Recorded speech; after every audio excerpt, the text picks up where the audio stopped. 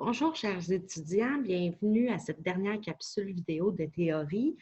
Donc, aujourd'hui, on va s'intéresser au chapitre 3 qui parle en fait de la structure et de la culture de l'entreprise. Donc, souvent, dans les dernières vidéos, je vous ai parlé que les équipes performantes, entre autres, dépendaient de la culture de l'entreprise, de leur ouverture aussi à faire l'analyse de risque et tout ça. Donc, aujourd'hui, on va voir plus en détail c'est quoi les différentes structures qui existent en matière de gestion de projet dans les organisations. Ce qu'on va voir, c'est évidemment les structures, les différentes structures de la gestion de projet. On va voir comment on peut choisir la structure de projet qui est la plus appropriée. On va parler de la culture organisationnelle. Puis, on va parler aussi de comment cette culture organisationnelle-là va avoir un impact dans la gestion de projet. Mais ça, j'avoue qu'on en a déjà pas mal parlé. Premièrement, ce qu'il faut comprendre, c'est quoi la différence entre une matrice organisationnelle et une culture organisationnelle.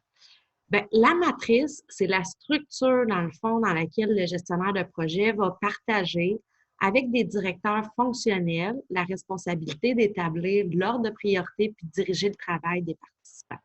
Donc, le gestionnaire de projet, ce n'est pas la même chose qu'un directeur fonctionnel.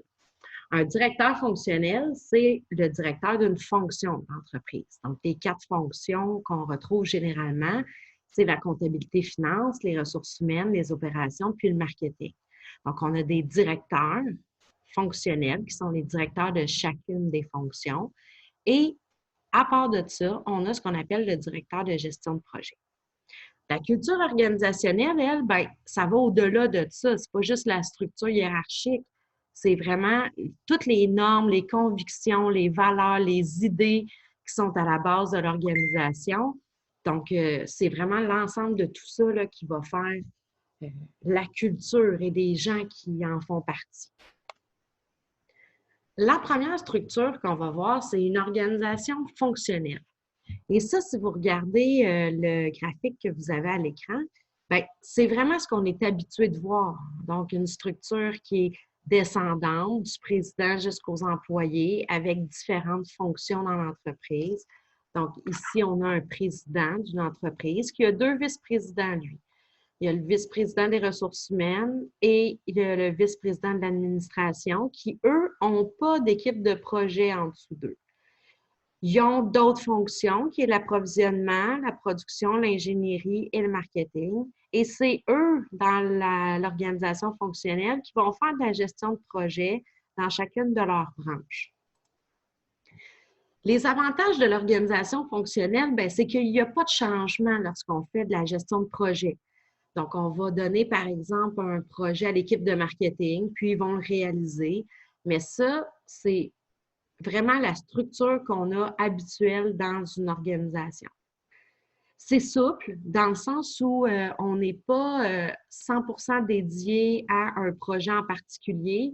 Donc, si moi, je travaille au marketing, je peux facilement travailler sur un des projets que mon patron m'a donné et aller aider dans un autre projet et en commencer un autre. Donc, c'est assez souple dans le sens où les ressources ne sont pas attachées à une seule gestion de projet.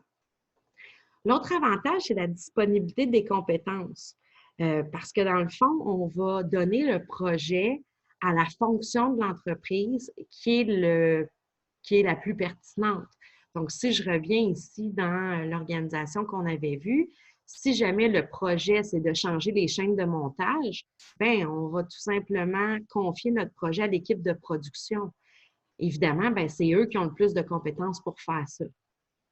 Et finalement, la transition est facile après les projets dans une organisation fonctionnelle parce que vous êtes déjà au sein de votre département, vous exercez déjà votre travail. Donc, tout ce qui se passe, c'est que vous fermez le dossier du projet et vous vaquez à vos occupations qui sont normales. Par contre, évidemment, il y a des inconvénients aussi qui viennent avec cette structure-là. Premièrement, il y a une concentration insuffisante des efforts. Comme je vous l'ai déjà mentionné, pour qu'une équipe soit le plus performante possible, il faut qu'elle soit à 100% dédiée à ce projet-là. Tandis que là, c'est un projet parmi tant d'autres que chacun des employés doit gérer. Ce qui fait qu'on est moins concentré sur un seul projet. On va parler aussi d'une intégration qui est moins bonne. On parle ici de l'intégration humaine, le sentiment d'appartenance, là, qui est le quatrième point, l'absence de sentiment de propriété. Bien, ça va avec la mauvaise intégration. Chacun reste dans son département. Il n'y a pas de cohésion d'équipe. On n'est pas en train d'échanger sur les spécialités de chacun. Tu sais, c'est juste, mettons, l'équipe de marketing qui s'occupe du projet. Chacun dans leur bureau séparément. Donc, évidemment, bien, ça crée des inconvénients. Et finalement, il y a la lenteur. On peut penser que vu que les personnes sont dans le même département, ça va aller plus vite, mais non, en fait. Parce que les décisions et les renseignements qui doivent circuler, dans le fond, à propos du projet, bien, ils ne se passent pas seulement dans l'équipe de gestion de projet comme on le voudrait, mais bien dans la structure totale qu'on a vue au départ. Donc, si j'avais une cellule juste de gestion de projet ici, je pourrais prendre mes décisions puis communiquer l'information seulement dans cette cellule de projet-là. Mais là, comme on garde l'organisation telle quelle, bien, ça veut dire que si ici il y a un projet, bien, lui, il doit relever du marketing, le marketing doit relever des RH et des finances, puis ils doivent relever du président. Donc, ça crée effectivement beaucoup de lenteur dans le processus. Fait que ça, c'est les différents avantages et inconvénients de la structure fonctionnelle. Maintenant, on va regarder la structure dans une entreprise d'une équipe qui est autogérée. Ça ressemble sensiblement à ce qu'on vient de voir. Donc, vous allez voir ici qu'il y a la structure fonctionnelle normale, mais plutôt que de gérer un projet dans un de ces petits carrés-là, dans sa structure normale, on va venir créer une entité à part, un peu comme une cinquième fonction, qui va être la cellule de gestion de projet. C'est une façon qui est beaucoup plus préconisée dans la gestion de projet. Les avantages de ça, bien, premièrement, c'est la simplicité, dans le sens où, au lieu de prendre toutes les ressources d'une fonction, bien, ça nous permet d'aller chercher les spécialistes en chacune des fonctions puis de s'assurer que les départements continuent de fonctionner. Donc ici, si je prends un employé de production puis je l'envoie là, bien, la fonction de production, elle continue à fonctionner quand même. Tandis que dans la première méthode qu'on a vue, bien, tous les gens de production travaillaient un petit peu sur le projet, ce qui venait impacter leur opération normale. Tandis que là, bien, on fait juste envoyer peut-être un employé de production dans la cellule de projet, ce qui fait bien, que c'est plus facile, c'est plus simple. Aussi, bien, la rapidité, en opposition à ce que je vous ai dit tantôt, bien, ça va bien plus vite pour prendre les décisions parce que là, c'est juste la cellule de gestion de projet qui va communiquer ensemble puis qui va prendre les décisions. La cohésion est meilleure aussi parce que là, on a vraiment créé une équipe qui était dédiée.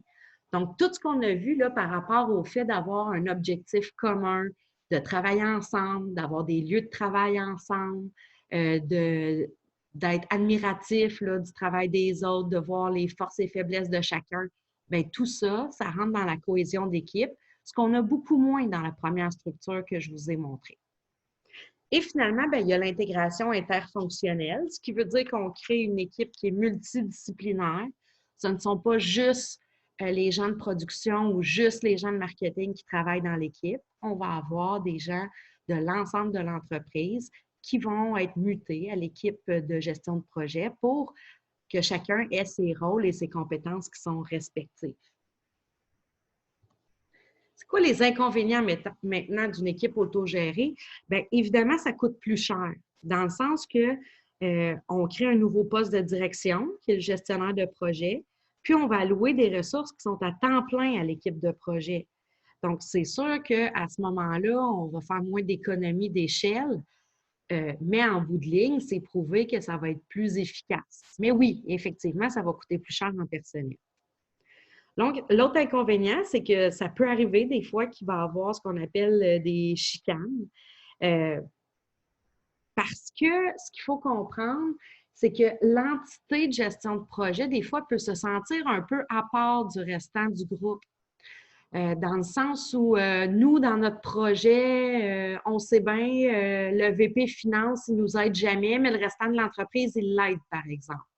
Donc, on peut se sentir un petit peu à part comme cellule de projet Et ça, bien, ça peut faire effectivement des querelles, sans penser aussi à tout ce qu'on apprend sur les autres départements en travaillant avec des collègues qui proviennent des autres fonctions.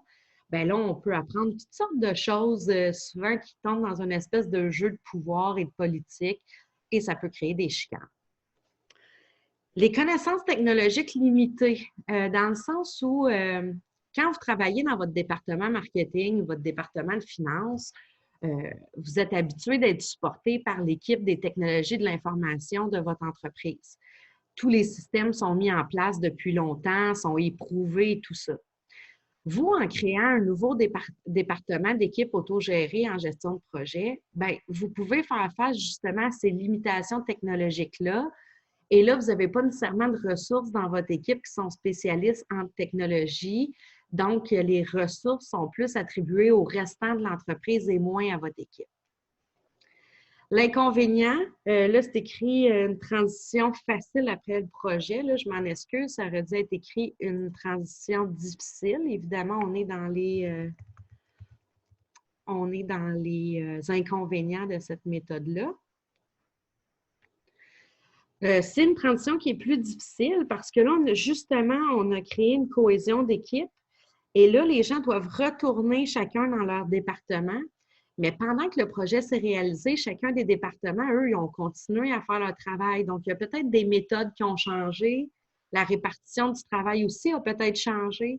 Ça serait l'équivalent, là, mettons, de quelqu'un qui part en congé de maternité puis qui revient un an plus tard, bien, dans son département, bien évidemment que les choses ont changé. Donc, ça va être un peu plus difficile là, de revenir dans son département par après, contrairement à la première méthode fonctionnelle qu'on a vue.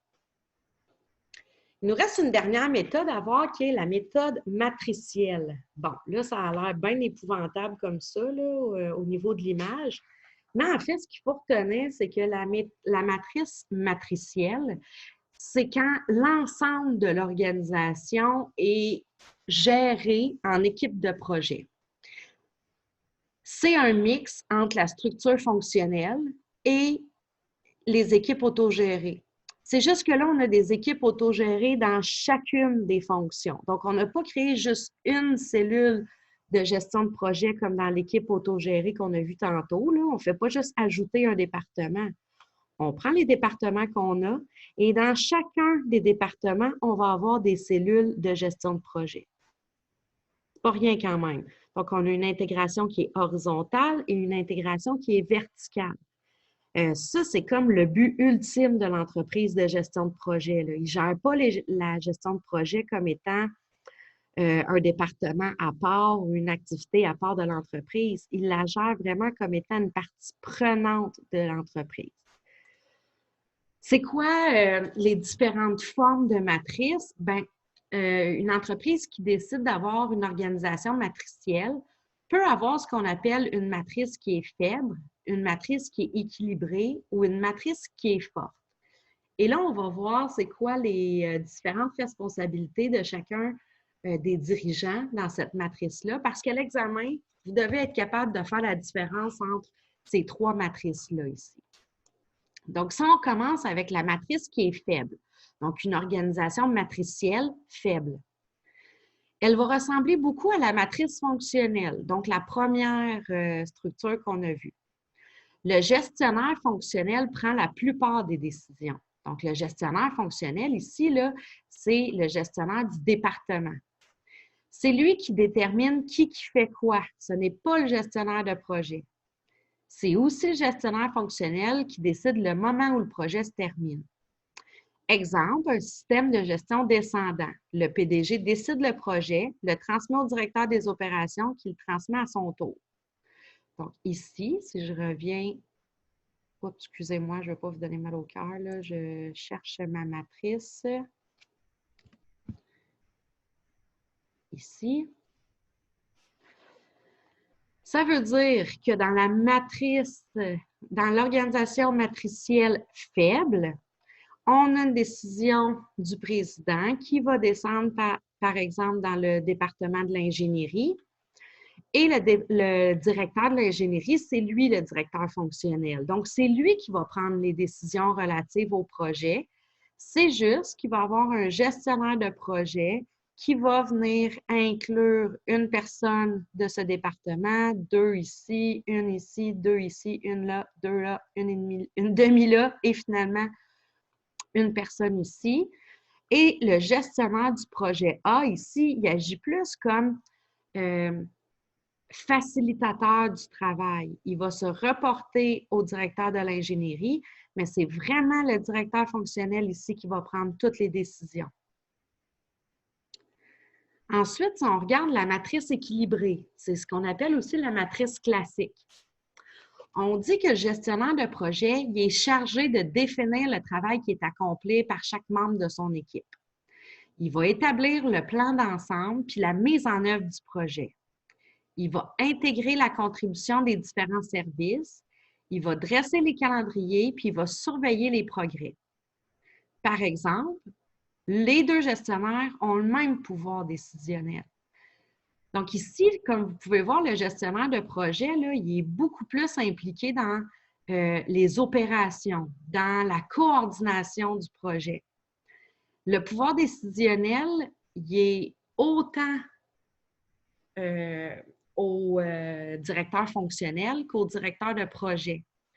C'est une façon de laisser du pouvoir, si on veut, au gestionnaire de projet, tout en gardant une partie du pouvoir aussi dans le directeur fonctionnel.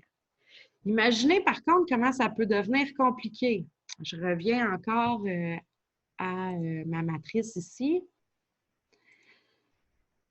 Donc là, ça veut dire que le gestionnaire de projet A ici, dans la matrice équilibrée, il a autant de pouvoir que le directeur fonctionnel. Ça veut dire que le gestionnaire de projet A ici, là, le directeur de projet, il travaille avec le directeur de l'ingénierie, 50 des pouvoirs, 50 des pouvoirs, 50 du pouvoir à ceux qui travaillent en production, qui sont dans l'équipe du gestionnaire de projet A, puis 50 du pouvoir aussi pour les gens qui sont en marketing dans le projet. Donc, le gestionnaire de projet, pour lui, ça commence à être compliqué, là. Oui, il y a un rôle de coordination du projet, mais il doit dealer, excusez l'anglicisme, avec chacun des directeurs fonctionnels. Ensuite, on va aller voir la matrice forte. Donc, la matrice forte, maintenant, c'est que le gestionnaire de projet, il contrôle la plupart des aspects du projet.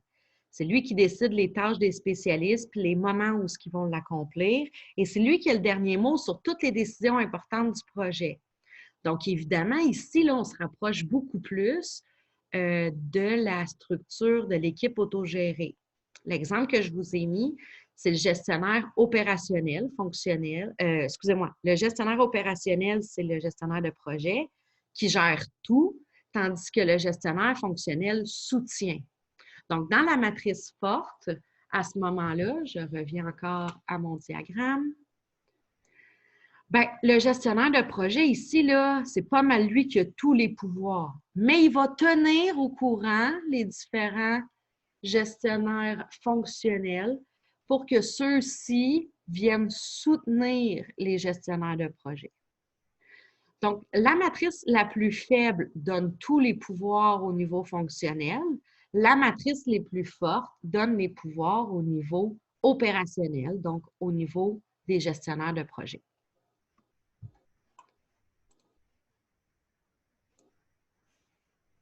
C'est quoi les avantages maintenant d'avoir une organisation matricielle? Bien, le premier avantage, c'est que c'est efficace. C'est possible de partager des ressources qui sont disponibles entre plusieurs projets. Puis les employés peuvent déployer leurs efforts entre plusieurs projets aussi selon les besoins. Donc, on évite là, du dédoublement qui pourrait être nécessaire. Fait que c'est efficace de fonctionner comme ça, même si ça semble plus complexe de prime abord. Il y a une orientation au projet solide. Donc là, ici, là, on n'est plus juste en train de, en tant que culture organisationnelle, on n'est plus juste en train de dire la gestion de projet est importante dans notre entreprise. On est en train de dire toute notre entreprise est structurée de manière à travailler par projet. La transition aussi va être plus facile parce que là, on a une organisation complète par projet, puis elle vient être superposée, dans le fond, par rapport aux divisions fonctionnelles. Fait que là, on va toujours conserver des liens avec ton département d'origine, mais tu travailles aussi en projet avec ces gens-là. Donc, vraiment, là, la transition va être beaucoup plus facile. Puis, ce qu'il ne faut pas oublier, c'est que comme c'est une entreprise qui fonctionne toujours par projet, bien, une fois que votre projet va être fini, ça ne sera pas très long que tout de suite, on va vous rembarquer sur un autre projet. Et finalement, bien, la souplesse de la structure matricielle, même si elle peut sembler complexe visuellement, bien, ça nous apporte beaucoup de souplesse parce que comme tout le monde travaille dans une optique de projet, c'est beaucoup plus facile d'aller chercher des ressources un peu partout dans l'entreprise pour nous aider de façon ponctuelle ou à long terme dans la réalisation de notre projet. Évidemment, il y a aussi des inconvénients par rapport à ça. Le premier, on dit que c'est le conflit dysfonctionnel. Ben là, je vous en ai parlé un petit peu tantôt avec la répartition des pouvoirs entre les gestionnaires de projet et les directeurs fonctionnels. Ben, ça peut devenir un peu compliqué de savoir qui a le dernier mot. C'est mon employé, non, c'est le mien, puis ça peut devenir compliqué. Et ça peut occurer aussi des querelles, dans le sens où l'employé aussi, là, pas juste les dirigeants, l'employé aussi, c'est plus trop des fois à qui il devrait se rapporter. Donc, il faut que ce soit très clair quel pouvoir relève du gestionnaire de projet et quel pouvoir vient du directeur fonctionnel. Autrement, ça peut faire de la confusion. Ensuite, il y a le stress. Tout simplement relié, comme je vous disais, au fait qu'on peut avoir plusieurs patrons. Donc, déjà, avec le stress que vous avez de parvenir à vos objectifs personnels, de parvenir à vos objectifs d'équipe, bien, en plus, là, vous avez peut-être 1, 2, 3 patrons à qui vous voulez donner du rendement. Et finalement, la lenteur, c'est assez bizarre parce qu'en fait, avec un gestionnaire de projet, on devrait être capable justement de coordonner tous les aspects du projet puis d'aller plus vite. Malheureusement, ce n'est pas comme ça que ça va fonctionner parce que, comme vous avez vu, là, il faut quand même tenir compte de la grande hiérarchie de l'entreprise. Évidemment, bien, la matrice forte va permettre quand même une communication un peu plus rapide que la matrice équilibrée, parce que dans la matrice équilibrée, bien là, on doit se reporter au directeur fonctionnel. Maintenant, il nous reste à savoir c'est quoi une culture organisationnelle. Bien, c'est plein de choses, puis c'est assez difficile à expliquer parce qu'en fait, une culture organisationnelle, c'est très intangible. On est dans ce qu'on ressent, les émotions, les sentis, etc. Donc, ici, on vous parle de l'identité des membres, de l'importance de l'esprit d'équipe, de comment la gestion s'oriente dans l'entreprise. Est-ce qu'on intègre bien chacune des unités de l'entreprise? Quelles sont les visions de la haute direction par rapport au contrôle? Est-ce qu'on est tolérant au risque ou non? C'est quoi les critères de récompense, les tolérances aussi au conflit? Est-ce que les buts et les moyens sont bien expliqués? Est-ce qu'il y a une ouverture au niveau des systèmes au changement? Donc, tout ça, ce sont vraiment des critères qui vont définir qu'est-ce qu'une culture organisationnelle. Il faut identifier les caractéristiques culturelles de l'entreprise. Donc, on va identifier les caractéristiques physiques de l'organisation. On va lire les documents de l'entreprise. On va observer les interactions entre les employés. On va interpréter les histoires et le folklore qui entourent l'entreprise. Donc, par exemple, une entreprise familiale qui est établie, mettons, à Drummondville depuis 50 ans, puis là, c'est la 3e génération de fils qui reprend l'entreprise. Ce sont des jeunes dirigeants. Ils ont fait leur étude dans l'innovation en développement durable. Bien, voyez-vous, toutes ces choses-là, toute l'information factuelle sur l'entreprise, sa mission, ses valeurs, tout ça peut vous donner, avec l'historique, une idée de quel genre de culture organisationnelle il va avoir dans cette entreprise-là. Souvent, les employés actuels sont une bonne source aussi d'informations pour savoir OK, comment ça se passe ici? Est-ce qu'on tolère le risque? Est-ce que les dirigeants sont ouverts au changement, aux nouvelles idées, vers quoi ils s'en vont? Et ça, c'est important pour vous aussi, à titre de futur employé, de trouver une organisation que la culture va bien, tu sais, va s'amalgamer avec qui vous êtes en tant qu'individu aussi. Euh, Moi, mon cégep, sa culture d'entreprise, c'est de dire qu'on n'est pas juste un établissement d'enseignement, on est aussi un milieu de vie.